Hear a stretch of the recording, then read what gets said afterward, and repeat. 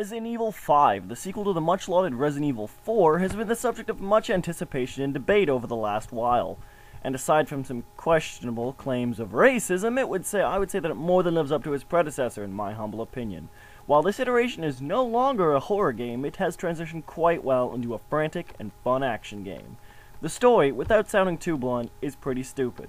It's a series of cliches that are as old as the ages, and any twists that may occur are only surprising because the game runs on its own labyrinthine internal logic that to outsiders will be nigh incomprehensible. Still, one can follow the plot easy enough despite little knowledge of previous games, since every character falls into a well-known slot that any reader, writer, watcher, or player of fiction will recognize and immediately know what they're all about. As well, loading screens contain timelines that will give the player background info, and while they may not stay up long enough for you to read them a lot of the time, they are there in the options menu. Still, for what it is, it's enjoyable enough to propel you along a quest that will involve you slaughtering quote-unquote zombies en masse, which is really the point. The player controls Chris, now part of the BSAA, alongside his partner Sheva, who both work to rid the world of the bioterrorist surge that has occurred across the globe thanks to Umbrella's technologies leaking onto the black market. Both are reasonably likable characters with enough muscle to look tough enough to survive, and both have moves that will endear you to them. Fan favorite Wesker makes a return, but somehow I think his typical take over the world plot will not arrive to much fanfare. Another main Resident Evil player makes a return, but since it is one of the game's main twists, I won't spoil it here. But suffice to say that her role is minimal, and while it's cool to see them in next-gen graphics, they don't contribute much to the plot.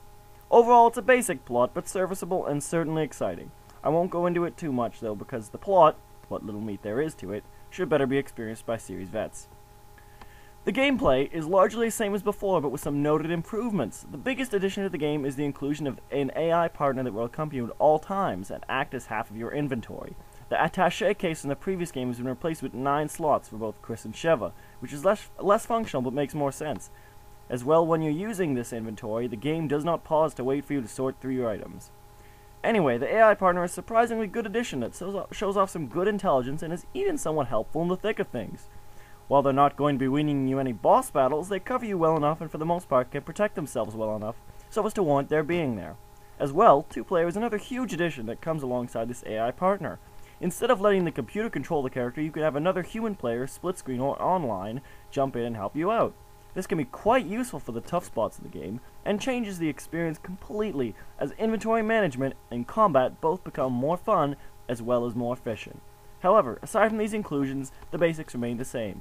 The controls are almost exactly ported over from Resident Evil 4, and function nicely. Not being able to move and shoot at the same time isn't optimal, but becomes second nature soon enough, and the enemy AI works around this slight defect to make the game an enjoyable one to play through. Quick time events also make a return, though to a lesser extent, and even manage to be better than before with more lenient timing. Much should be said about the pacing of the game, though. After initial setup of so-called horror, you dive straight into an action-packed ball-to-the-walls explodo-fest, we're quote-unquote there, will have you shooting motorcycle-riding Majini, ostensibly the zombies, off a turret on a moving jeep across the savannah, fighting trolls, having Night of the Living Dead standoffs, and everything in between, with little break in between these things, more importantly. No one can say that the game doesn't throw enough action at you. The only complaint I will level against the pacing is the overblown concluding fight that takes upwards of an hour to complete, which is absolutely ridiculous in all accounts. However, the final one line in the game as you finish the main boss is suitably hilarious enough to warrant the punishment, and harkens back to many fans' memories of Resident Evil 4, I imagine. Outside of the story mode, there is the unlockable minigame of Mercenaries, which is an arena-based, time points-based game that has players selecting characters from within the story and from without that have their own weapons or loadouts. While seeming simple at first, this mode has numerous unlockable characters and just as many levels to boot, even going so far as being online itself. As well, if you're so inclined, there is another downloadable mode via Xbox Live or the PSN. This mode is surprisingly addictive, and you will find yourself spending a great majority of your playtime in this rather than the main quest. If, however, you're so compelled to play through the main quest again, there are 4 unlockable super weapons, which are earned by upgrading various weapons to their max stats, higher difficulties, screen filters, figurines, case files, and alternate costumes to unlock. This is a game in which you cannot doubt the value of it, if you enjoy this type of game, of course. As for the graphics and sound portion of the game, one can hardly complain. I'll be succinct and say that the graphics are top-notch and the level of detail is immense, even when examined up close. I won't say they're the best graphics around, but they certainly rank high up on the scale. The sound is equally as impressive, and while the pacing lends to constant oral bombardment, it suits the game well. The tune for Mercenaries matches specifically is one that will stick in your head. Overall, Resident Evil 5 is a fantastic game that manages to up the ante even more than its predecessor did. And while some may claim that the previous iteration was better, they're wrong. No offense, but anyone is welcome to their opinion and can like the previous game more, but it's impossible to deny that Resident Evil 5 has better gameplay by sheer virtue of it being a more polished game and one that has the space in next-gen systems to breathe in. If you like the last game, this one will certainly please you.